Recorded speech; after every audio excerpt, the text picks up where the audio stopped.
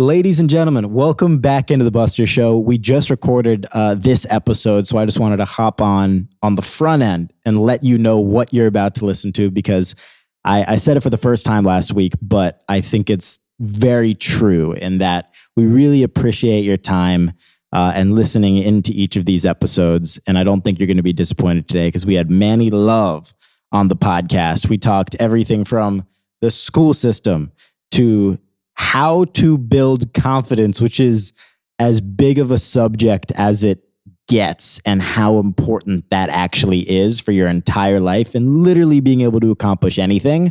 We talked about the Globetrotters, what I would do as an owner, what I would do as president, and the legacy of Manny Love. Make sure to check it out. If you don't know me, a brief little background. I started Hoops Nation, which is a basketball media company, broadcast games all across, and did that back in high school, and have done it for the NBA, host shows, have this podcast, and a personal brand. Ladies and gentlemen, I hope you enjoy. Catch you on a flip. Ladies and gentlemen, welcome back into the Buster Show. We have a very special guest today. I've said that before, but today it's even more true because we have Manny Love on the podcast. How are you doing? I'm good, Buzz. How you? I'm doing really good. First thing I want to ask you about, I've never heard anybody say this to me before, but when we were talking about the directions to the studio, you said Siri told me to go the wrong way. Yeah. How did you use Siri over Google? Yeah, because she's in my phone. You know, we have a good connection. You have a good connection? Yeah, that's my best friend. Siri. Yeah, I talk to her all the time. I say, Siri, how's the weather today? She tells me.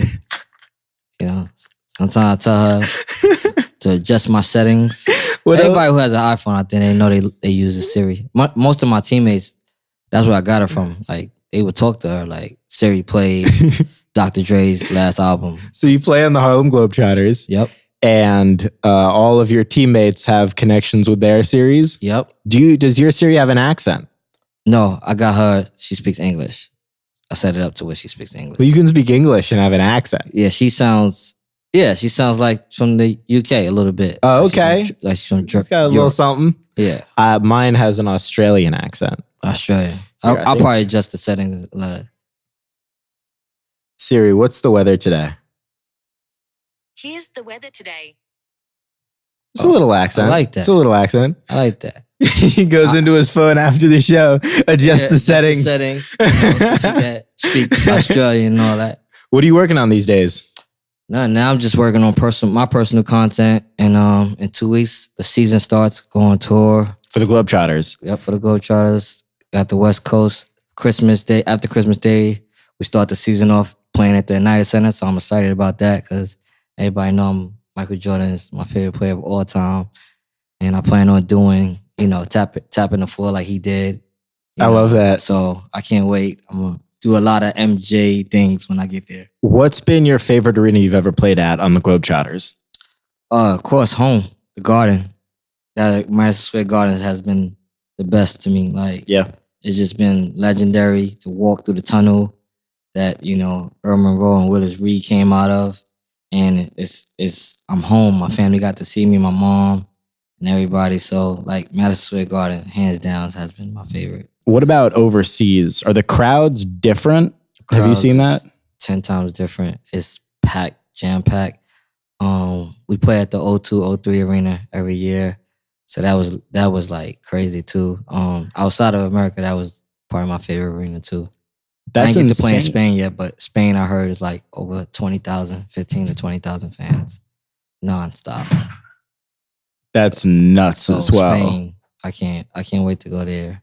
I ain't get to play there yet, but all my teammates keep telling me that Spain is like crazy. So what is it like playing for the Harlem Globetrotters? Is it fun or is it just insane? It's insane fun. Like it's bananas. Like kids go crazy. The fans, they've been around for 94 years, the Globetrotters. They started before the NBA actually did. So, like people... That's crazy. Because Wilt Chamberlain, I remember, I just saw a photo of him yesterday in a Globetrotters uniform. Yep. Because he was playing before. Because that was the place to play. Yeah, when the NBA went through the issue, Wilt Chamberlain, Magic Johnson, a lot of players have been played on the Harlem Globetrotters, and it's just crazy how like I'm playing like for them, like playing with them, because everybody that's on a team, you know, from the first to the last player can possibly play in the NBA. It's just you get to travel the world for 6 months of the year. Some of my teammates, they've been to France 12 times. And it's just crazy like that. Like we play all over the world, like over 94 countries. Like, and the cool thing about the Globetrotters too is there's no such thing as losing. No. I mean, we have lost before, you know, and they try their best every night to beat us, but we have the amazing talent like we have. I don't think no one. So how does that work? Because I remember I went to a Globetrotters game when I was young, and it was like, are they gonna win?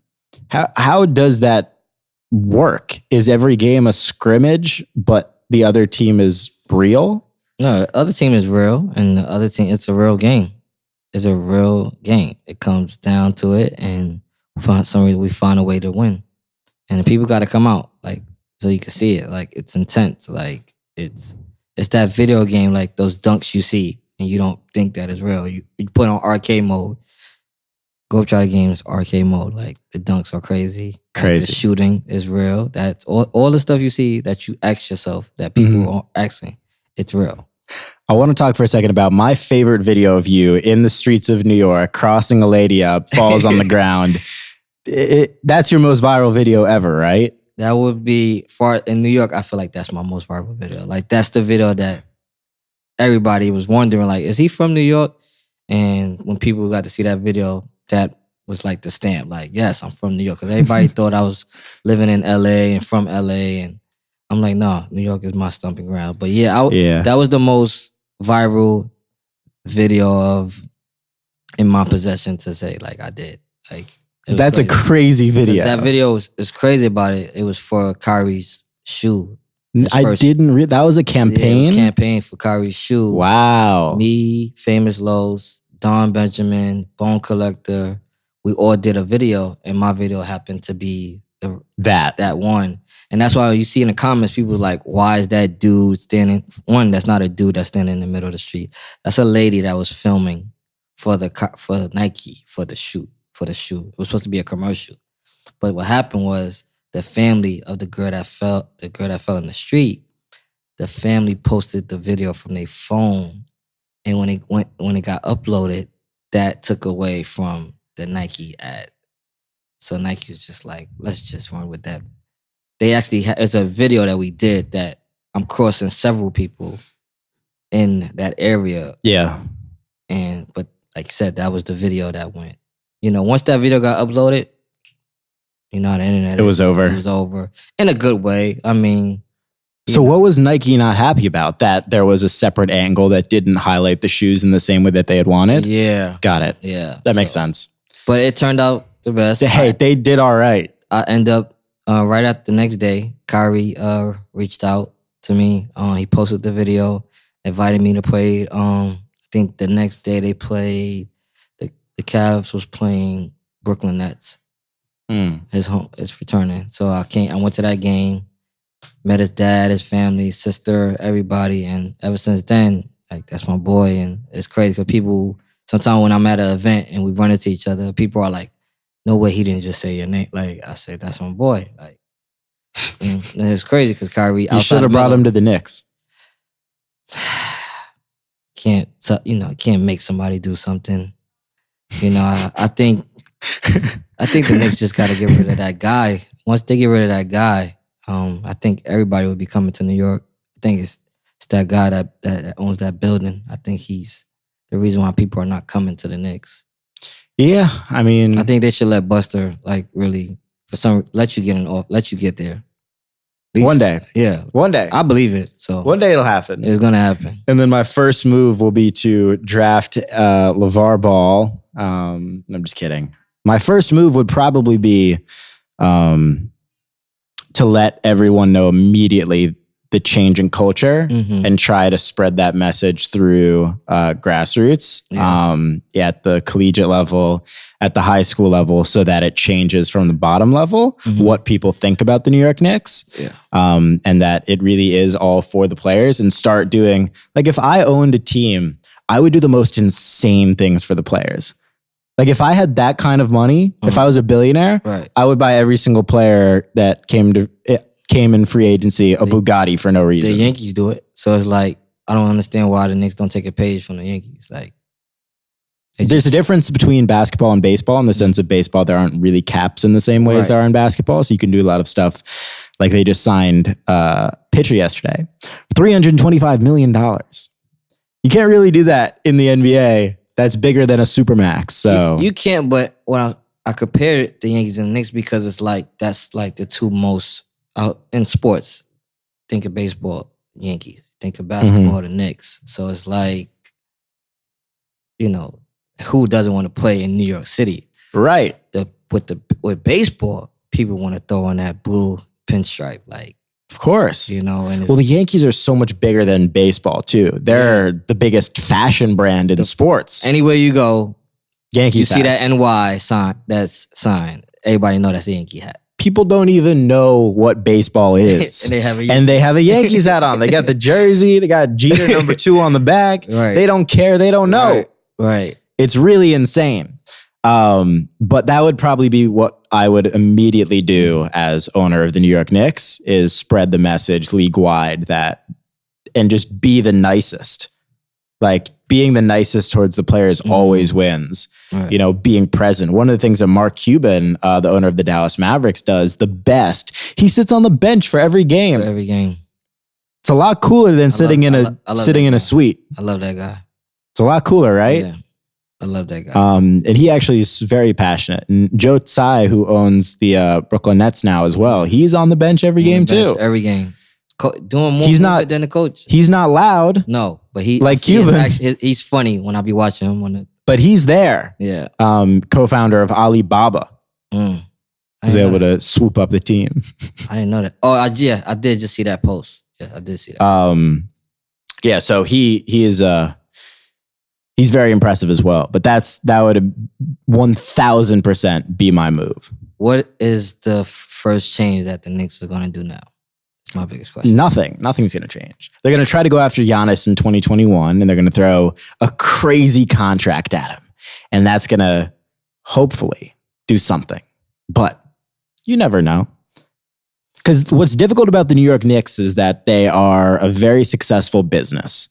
Right now, the New York Knicks are an extremely successful business. They sell out every single game at top 5 highest cost because it's a tourist thing. Okay. They play in Midtown Manhattan, and every tourist that comes to New York goes, I want to go to Madison Square Garden. Why are we going to go to Madison Square Garden? We're going to go see LeBron play. We're going to go see Steph Curry. Like, we're going to go see all these huge names play against the Knicks at Madison Square Garden. And it's a great time if you're not a Knicks fan. Yeah. It's Madison Square Garden. The food's great.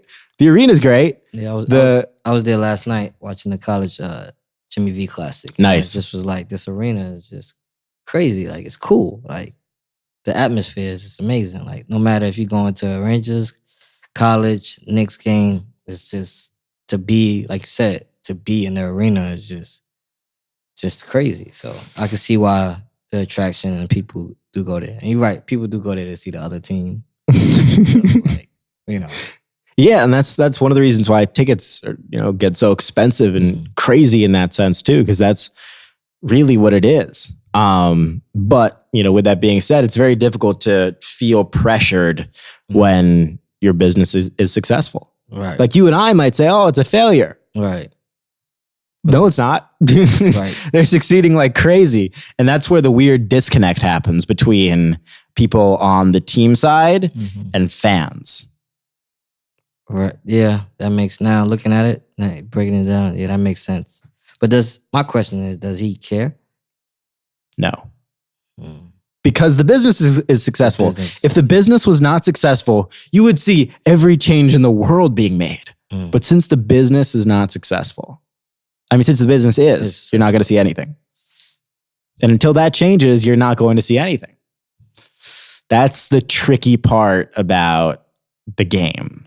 Well, I pray for your Knicks then. Yeah, that's one way to talk about it and look at it. I pray for them. What are you looking forward to? What do you just want to be creating more personal brand content right now? I want to create more personal.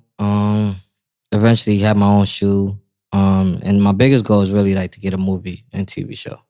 Like that's my ultimate goal. Like I want to show people the everyday life of Monty, what it took to get here, what I still go through.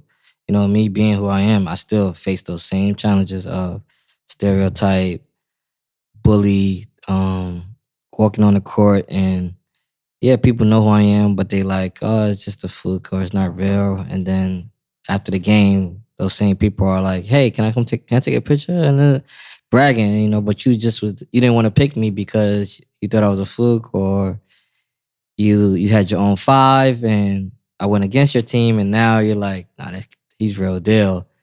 And I want to show that because I know there's somebody that's watching, and there's a kid out there who's still facing the same challenges that I'm facing, that they can relate to. People gravitate what they can relate to, and I think that's why people love me so much, because whether if you're big or small, you're still facing the same challenges that I'm facing. Mm-hmm. And I'm just showing the world how to overcome it.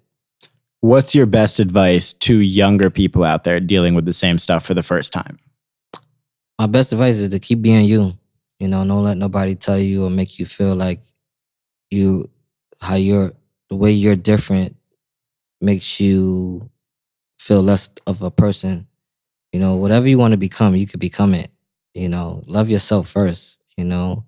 Somebody bullying you, stand up. Don't tell someone. Don't be afraid to tell someone. Tell your family member, anybody. Tell your friend. But it's not cool. People who are out there who are bullying. It's not cool. It's not fun.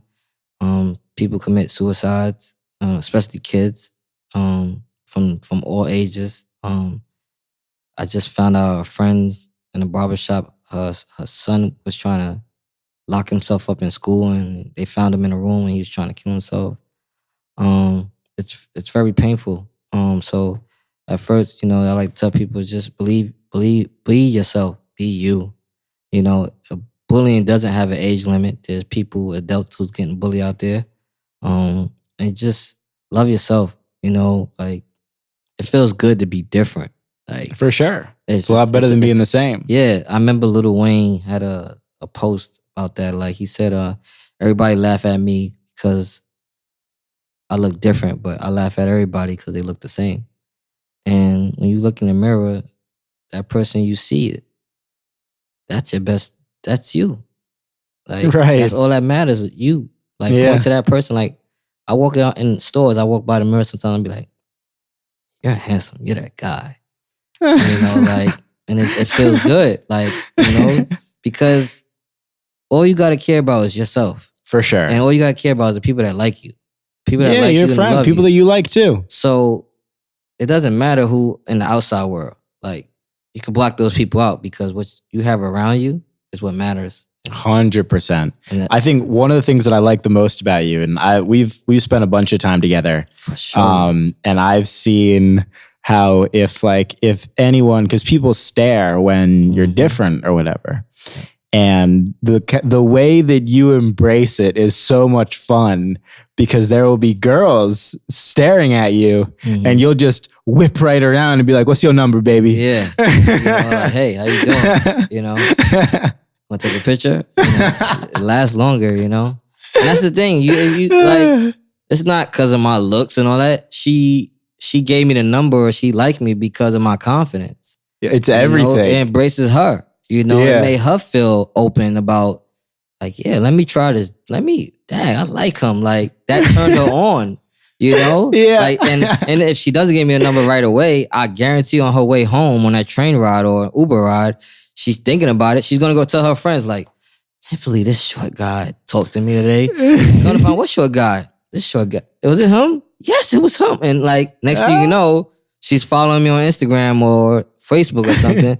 Like, that's the way this world is. Like, people like you for you being you. Like, yeah, man. Like, if it could be a muscle 6'5" guy who I guarantee you who who would try that and won't get no attention, won't get nothing because he's the average jock. But here's this short 4'5" guy who made a presence like he was 6'5". Mm-hmm. Ladies love that. Once you go small, they don't go tall. You know, they love that. You know, I love that. No, I think that's really the answer. It's like literally whoever you are, whatever you're good at, whatever you're bad at. If you're confident in whatever you care about, literally anything. Confidence is the best feature on somebody. I remember this lady told me that. I'll never forget. She said, confidence is the best feature. So if you have confidence,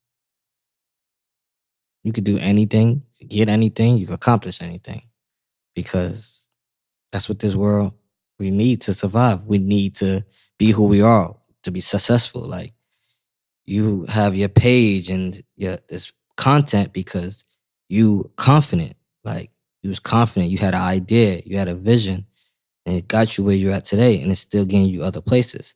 Me being on the internet playing basketball and all these people, it's because I'm confident doing whatever you do. Everybody that's doing something in life, from whether it's working for somebody, whether it's working for their own self, having their own, they doing what they doing is because they're confident. They get up every day, they go do it. It's not because somebody's telling you or somebody's making you. At the end of the day, it's that confidence that's getting you up and getting you up to whatever you want. A lot of people need help finding that confidence, though, especially people that work for other people. If you're doing stuff yourself, you have no choice. You will die before you lose, essentially. But for a lot of people that are working for somebody else, they go and do their 9 to 5 every day, and then they're just in that. And then you eventually get stuck in that. Yeah. And one of the big reasons why I believe in doing things at a super young age is because you have no overhead. Mm-hmm. And the older you get, the more dependencies get put on you. True. So one of the reasons it depends on the person, but one of the reasons I didn't go to college was because that would only create more dependencies.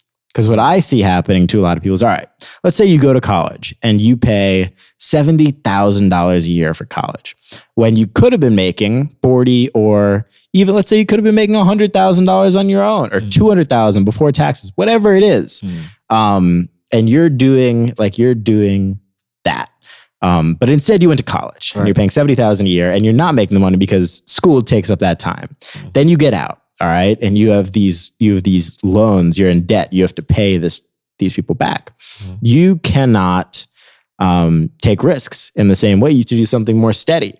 So you do that steady thing, right? And you slowly pay it back. You try to live your life a little bit, and years go by. You're now like 23, 24, 25. And all of a sudden you have a girlfriend. All of a sudden you have this medical thing. All of a sudden you have this and that. And then they're just the dependencies stack up, and then you're unable to do the thing that you wanted to do in the first place, which is why you went to college. True. And like you said, you got sucked in. You got sucked into the system. And I think that's what happens for 99% of people, which is the scariest thought ever, because like you and I could have never existed within that system, because I would have been caught in that. Like, let's say I went to school to be a broadcaster, right? Which is what I would have done. And then, all right, now I have this overhead because I wanted to learn how to be a broadcaster when I could have just done it on my own, which is what I did. But now I'm in school. And then when you get out of school, the way the system for broadcasters work is you have to go through like the minor league system, the same way as like a baseball player. You broadcast single A, then maybe you broadcast double A, and maybe 4 years later you broadcast triple A. And then there are 31 MLB teams, 30 MLB, whatever it is, 30 MLB teams that have one broadcaster, one radio, one TV. So now there are 60 guys, and they're all over 50 or 60 years old. That's true. So now you've got to wait till one of them retires for you to even have a chance at getting a shot amidst the thousands of person competition between everybody else. That's the system that I think people need the confidence that you're talking about to get out of. Yeah. To be able to figure it out themselves and to be able to do exactly what they want, rather than be, and I use this word lightly, but be soft and hold back because they aren't confident enough in their own abilities to execute on the thing they wanted to do, and instead they get caught in the system. I agree. That's what I was trying to say. I know that makes perfect sense, and that's an eye opener. Hopefully, like I said, I'm inspired by you every day. Appreciate that. Because vice versa, man. I'm trying to get my game up, bro. It's just like I hate when people, when they are talking about you and they say this young kid, like that's what that's the way they. I'm not saying it's something wrong with it. It's not true. But when I see you, when I see the post and I see you somewhere, I'm like, this young dude, amazing, like just doing what he believes. Like you can't teach that. That doesn't have an age. That's a vision. Mm-hmm. And like you said, over time, as you move forward, you're learning more and more. Like you're not losing, you're gaining more and more. Like from the knowledge to the ideas to the presence, and that's like you said. What you're showing is you're building that confidence for the next generation now. Because I think it's one of the things that the school system does a very poor job with, like the most poor. America's school system, I feel. Correct. And it's, I would say all school systems, but then the collegiate situation is very different in other countries. It is better in every other country. Better. So it's a lot easier not to get caught in that system.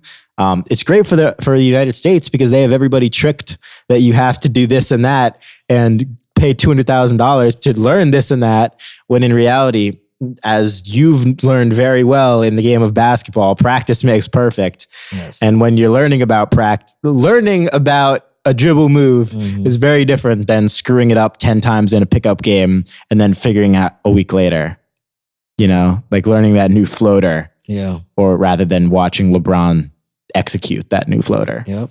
So I think if I was president, I would make sure there was an entrepreneurship class in every single school, with a curriculum that shows that it's possible to do other things and helps build that kind of confidence that you were talking about a bunch earlier, and creates that. Like that is very cool. And I think it would change hundreds of thousands of kids' lives. I agree with you. Like, spoke about this the last few weeks. I went to France. I would have kids in school for 4 hours. These kids don't need to be in school for 8 hours a day. It doesn't. The process of them recuperating everything they learn doesn't click. It's too much for them. Kids are not a software. They're not gonna get those programs right away. Like you said, I'm spending 10 hours of my day learning that move. By the time I learn it and master it, it's already another advanced move going on. Mm-hmm. Put these kids in for school for 4 hours, right? After those 4 hours, their curriculum activities, whatever they want to do. Like you said, it could be entrepreneur, it could be sports, art, it could be anything that they want to do. Have that as an activity, curriculum activity for them. So sort of like it'd be college for them. Like they're getting all these programs, they're getting all these resources. That way, by the time they get a certain age, they have the skills to do it. They won't be still learning about something that's not useful. The stuff we learn, nothing. It doesn't get us through life. It doesn't have nothing to.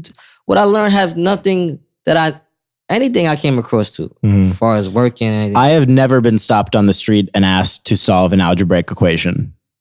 I'm waiting for the day. Because I'll be ready. All those math problems I have not needed for my accounts.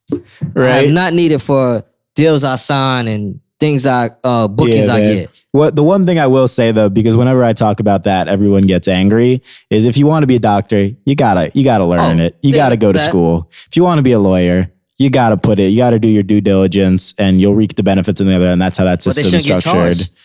That should be a curriculum, part of their curriculum activities after the 4 hours of school work that they had. I agree. They did. I agree. Because by the time the kids get out of school too, right? It's 4:00. They have practice, right? Mm-hmm. They get home at 6. Yeah. They mom and dad gets home 6, 7 o'clock too. Likely the homework is not checked. Right. Because mom and dad is tired. And there's no bond. The kid is tired. There's no bond. You know, the parent doesn't know how the child day went because he's overwhelmed. He's tired. He has to get ready again for tomorrow. And now it's a system. Now he's back. He's behind. The parent's behind.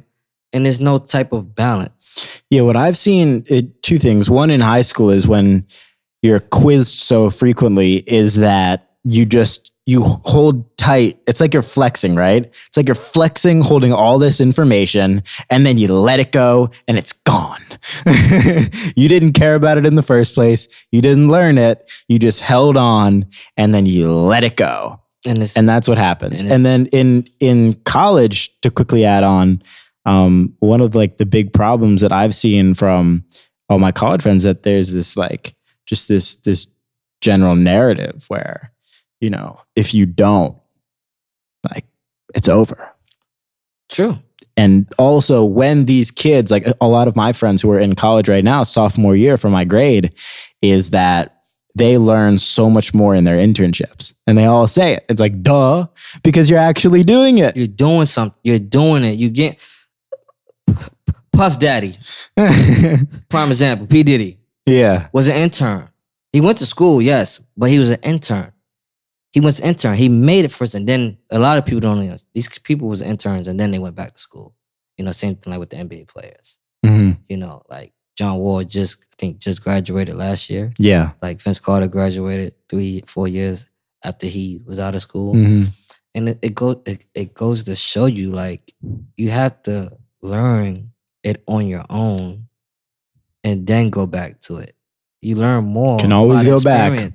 Like, it's anything in life. Like, I become good in basketball by meeting a professor doing a move against me. Wow, he just did that move on me. So now I'm in the park practicing that same move. Mm-hmm.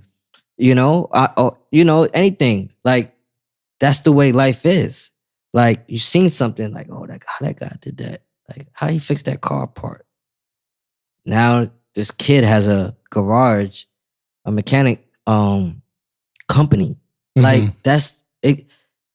Take the risk. Like, it goes back to the confidence. Like, if you have it and you want to do something, you can learn all of it on your own. Like, all of it. You have to what they say, you have to like mess up. You have to get that piece wrong and see that, oh wow, me just turning that switch or putting that wire with it just caused a fire. Like, that's the way life is. And I think the people like me and you in the world is just showing, like, just unlock that confidence. That's why I tell people, unlock your confidence, because that's what's going to get you through anything you want in life. Like, if you want to do something and you tell yourself, I'm going to do that, like, speak it to existence, it's going to happen. Like, the only thing I think people are scared of is the journey. Like, but I love that's the most fun part. That's the best part, because it's building, it's growing, you're learning. Like, of course, you get some disappointments. It's like, people don't understand. It's a struggle every day for me. Like, it's been a struggle, like, for me to get here. Like it's times I done got booked for things and get paid. You know, like, at one point, like, I was ready to 2017. I think I just came back from China. I was in Dumbo, just came out of a casting for a movie, and I was ready to quit basketball. I called my friend, text my friend. I was walking across the Brooklyn Bridge. I said, yo, the Globetrotters still interested in me? Because they always was looking at my videos. In 2012, my first video came out when I was playing the Venice. They hit me up, but the way they hit me up was like a guy suggesting that I join the Globetrotters. Come to find out that was the scout for the coach. That was the guy who actually recruit players. Because you didn't join until 2017. Mm-hmm.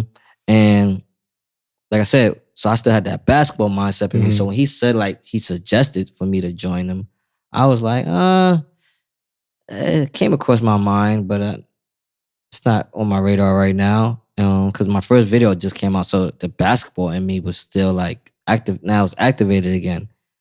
And then, like I said, 2016, when I just came out of a casting, I text my friend who's now my teammate, we knew each other since 8 years old. I said, they go try to interest me. He said, let me find out. He called whoever they called. Within 10 minutes, they called me. Hey, how you doing? Just giving me the rundown about camp and stuff coming up. They're like, oh, if we bring you out during the season for a workout interview. He hangs up, calls me within 2 minutes again. You think you get on a flight to Atlanta for a workout interview? Go to the workout interview. Now I'm going into my 4th season as a Harlem Globetrotter. The shortest Harlem Globetrotter at that. Just won an award too, Shining Star. Amazing. And it's fun, man. Like, we have a 4-point line. That's one of my favorite parts about being a Globetrotter. Do you think the NBA should add that? I believe they're going to. You think they're going to? Yeah, I believe they're going to because, all the players are pulling from deep. Even the ones who can't shoot are pulling from deep. 7-footers. Yeah, so I think they're gonna add it just to make it more fun, the game more fun. It would definitely do that. Or if they don't add it, I think they're gonna add in the 3-point contest. I could see that happening. 4-point contest? They're gonna add a 4-point contest. Like, they're gonna add it with the money That would ball. be sick. Because one thing, like some of my teammates could tell you, not everybody can shoot that shot. You gotta have accuracy. Yes, you may hit it once or twice, but you still gotta have to hit accuracy. 5 straight, you have to be Steph Curry. Yeah, you have to be Steph Curry. You have to be Redick. And it's fun. And like I said, just performing in front of people, traveling the world. I've been to, in total now, 15 countries. What's been your favorite place to travel? Sightseeing and everything? Yeah, everything. Philippines. Really? Yeah. They're basketball fans. I don't know if we've ever talked about this, but when I was doing the Facebook stuff, 75% of my audience was Filipino. Most of my audience is Asian. So, yes. Philippines. It's crazy, man. They're so diehard. It's insane. It's basketball rims made out of anything. You come out of a hotel room, turn the corner, I guarantee you at least one of the trees on that neighborhood, on that block you're walking on, has a basketball rim. Got to go to the Philippines, man. The Philippines. Be fun. They play. How safe is it? Very safe. My favorite part, and I always saw it on the internet and TV. I remember Evan Fortier. He's playing with the kids barefooted. I was wondering, like, why he's playing barefooted. And I go to the Philippines. They play barefooted because when it rains, the floor is wet. If I play with my sneakers on and you play barefooted, you have the advantage, not me, because you grip on the floor because you're barefooted. If I have my sneakers on, it's wet on the floor. I'm likely to slip. A lot of that probably has to do with being used to it, though. Yeah. Like if you walk on rocks every day of your life, your feet, you're not going to feel it a year from now. But if you're doing it for the first time, you're literally going to be in insane pain. Oh no, I was, but it was just fun to embrace what they do out there. And for sure. Like I said, they take where we take the rock and we throw it in the water and skip it. They take their slippers when it rains. It's big puddles. They take their slippers and they skip it. They skip the slippers. They jump in the puddles. They embrace it because it is so hot during the year. So when they have their hurricanes, stuff like that, they embrace that rain. So Philippines by far. They skip their slippers? They skip with their slippers. I couldn't believe it. Like that was like my favorite. Like I did everything that they did. I didn't get that on video, but the basketball barefooted was one of my favorites. That's the most fun. Yeah, in the Philippines, like I said, hardcore basketball fans. Yeah, they're like in the percentage of them that are fans. It's insane. It's one of the reasons Manny Pacquiao, one of the biggest Filipino athlete ever, bought his own team and plays on his own team. Yeah, plays on his own team. Man, Honestly, I'm going to change my answer on what I would do if I owned a team. I would play on the New York Knicks. That would be crazy. Who's going to say no? You can't. You don't know. You don't like Hov said, I play for the team I own. Yeah. I'll play. I'll run backup point. Who's going to tell you can't get in the game? I'll play 7 minutes a game. I'll put myself in the game. Hey, make history. How crazy would that be? Make history. I believe it. The most insane thing to ever happen. And I'm pretty sure you're going to have other owners do that. One day. Yeah. Yeah. The problem is most owners are very old. Yeah, but so it gets, you're still gonna have difficult. You're still gonna have like you're gonna have some of them try it. Yeah. I'm surprised Mark Cuban hasn't done it, honestly. He almost did it with Tony Romo, but hey, I'm pretty sure he hears this. He's gonna try it. Pretty sure. Mark Cuban tries anything. That would be nuts if he put himself in an NBA I'm saying they need something, right? They need a trend. So I'm pretty sure Mark Cuban. He's a trend starter for sure. No, he's the gold standard for ownership. I mean, you got the Rams coach who's 32 years old. Right. Like, that's crazy. Like he's the same age as some players in the league. He's a head coach. So this goes to show you what you think of this lady about the Becky Hammond. Yeah, I like her a lot. I like that. Super would be talented, a good look. super smart. Yeah, I think what people not understand is like it's not because she's a female. It's just the fact that because she has 20 years of professional basketball under her belt. Exactly. At the professional and coaching level under Greg Popovich. Exactly. That's why. And why would you not want that? Why would you not want somebody like her coming from Greg change Popovich? Things, right? Greg Popovich. She'd be the first female head coach. I think. Ever. I think next season, not this season, I think we are going to see a female coach. I think the Knicks should probably hold out till the offseason because this season's a dud. Oh, yeah. I won't bring her in now. But I think when that comes around, signing her to 2-3 year deal, I'm not against that at all. I like her a lot. Literally everything I've never heard a bad thing about her, ever. Where she coached that, where she, when they show her behind the scenes with the Spurs access, the players respect her a lot. Like I like that. Like they don't think they're looking at her like oh, this is a female. Like they listen, they engage, and that goes to show you if a Spurs organization is doing that, we need to bring somebody. And I say we like I'm a Knicks fan, but I am from New York. I would like to see talk about a coaching staff though. Greg Popovich, Tim Duncan, the GOAT. Becky Hammond. Do you think Tim Duncan's the GOAT? Best power forward of all time. I agree. Outside of Charles Barkley. I would not put Charles in there. Charles would have had to win something. 6'4", anything. 6'5". Gotta pick. He's a beast. Granted. But to be a GOAT? No, he's my GOAT though. He's my okay, favorite. Okay. I'm not saying okay. All right. I say like Tim Duncan is my GOAT. I think Tim Duncan is the GOAT though. Yeah. For power forwards. Of him and Karl Malone. Yeah. As far as everyone else, are you a LeBron or are you an MJ guy? MJ. Over LeBron. Yeah. Why is that? The things Michael Jordan went through, man.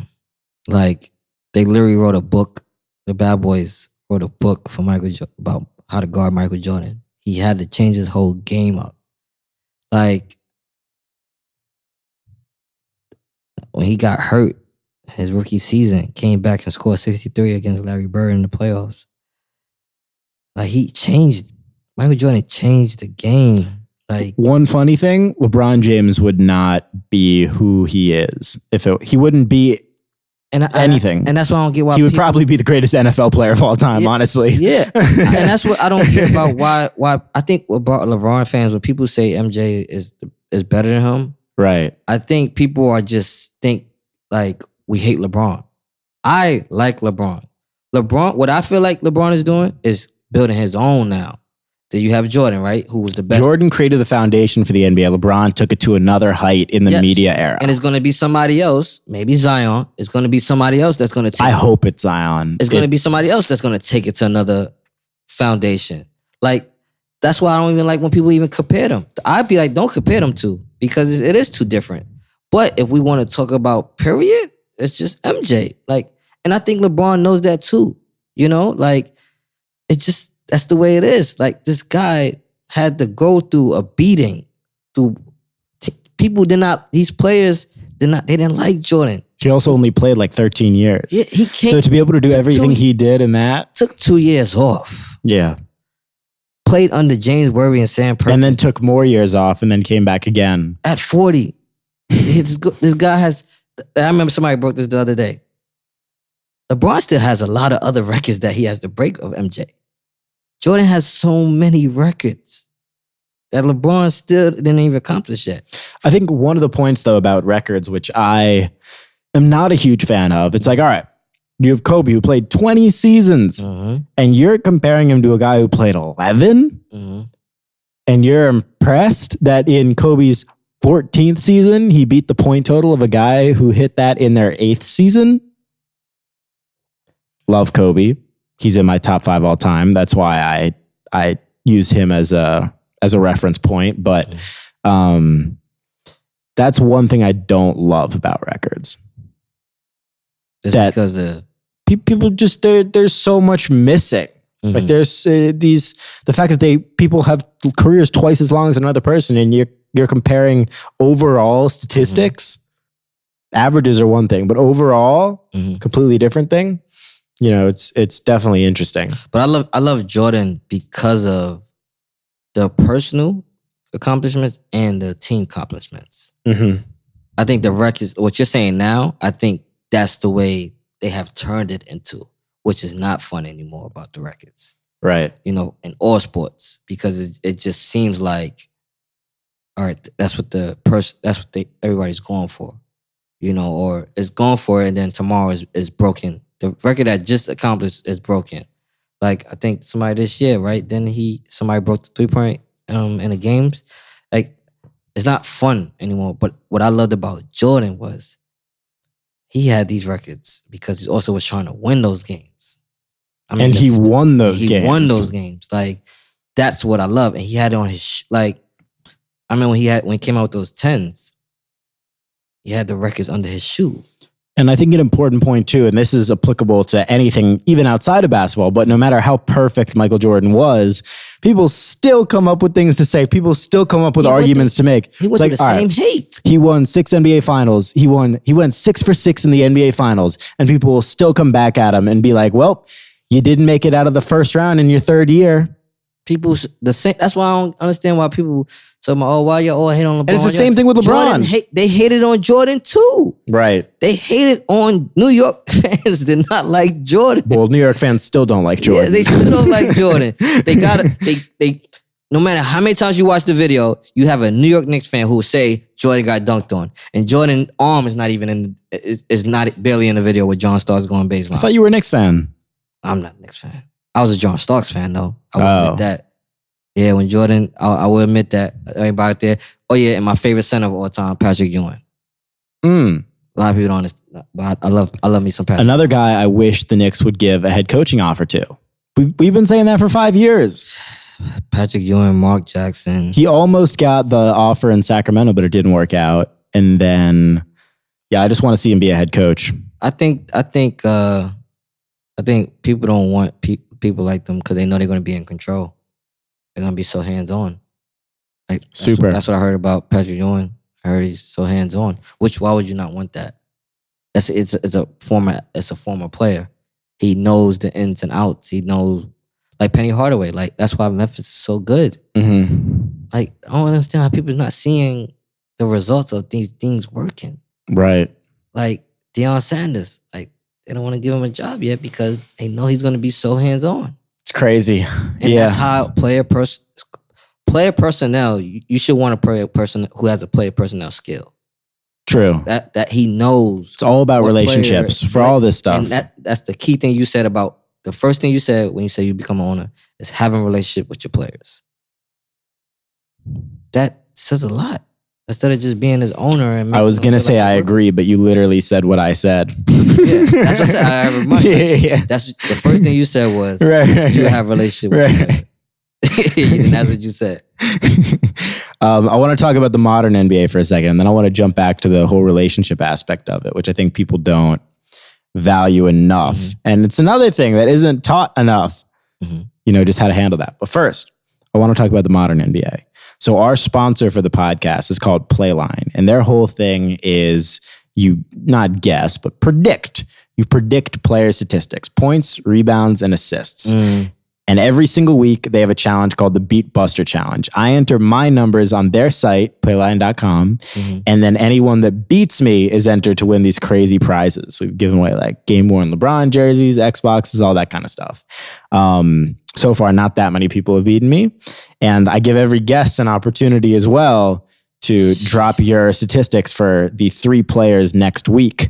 But for everybody out there, real quick, to enter, you just go to playline.com and enter the Beat Buster Challenge and use the code Buster. But Jimmy Butler has a game at Philadelphia. Nikola Jokic has a game versus Orlando. And Luka Doncic has a game versus Boston. I'm going to give you a chance to predict the points, assists, and rebounds on all of them. And their whole thing, too, is if you get all of them right, you win $1 million. No one's done it yet. One person came 1 rebound away from getting LeBron's, which would have done it, and he would have won $1 million. Nobody's gotten it yet. Giving you a chance. Points, rebounds, and assists, first and foremost for Jimmy Butler. Jimmy Butler plays Philly at Philly.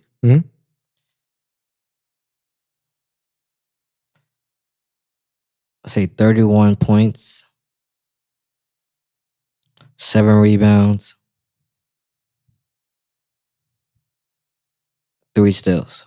Nikola Jokic versus Orlando. Home game.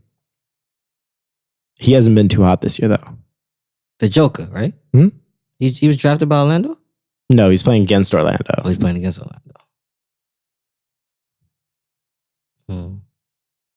Against Vojic, huh? I would say the Joker's going to have 21, 12, and 8 assists. And then Luka Doncic versus Boston. Luka. That guy's hot against Boston. Against Jason Tatum and them.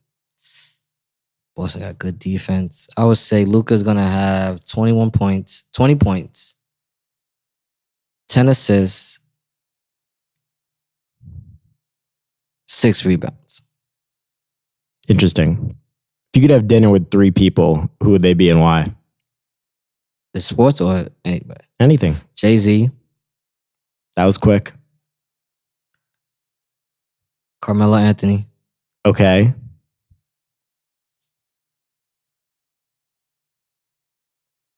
Will Smith. Okay. Walk me through your answers. Jay-Z. Jay-Z is help me get through life. Like he made it. Like we have the same birthday, December 4th. And he's cool. He's smart. He's confident. He's taking risks every day. He's breaking barriers. Like he started a sports agency. Now it's one of the best sports. He got everybody on his agency. Will Smith. Same thing in his industry. Now he's making his own movies. Worked hard. Read a story about him when he was doing The Fresh Prince. If you go to the episodes and it says at times when he was moving his lips, that was him trying to remember his lines. Like it's crazy. And Carmelo, outside of Michael Jordan, that's my favorite player. Like, I love Melo. Like, so you must be very happy camper right now. Man, I was in Venezuela when he got signed. I was ready to cry. Like, I was ready to shed tears. Like, cause this guy, man, like, he gets blamed for everything, man. Like,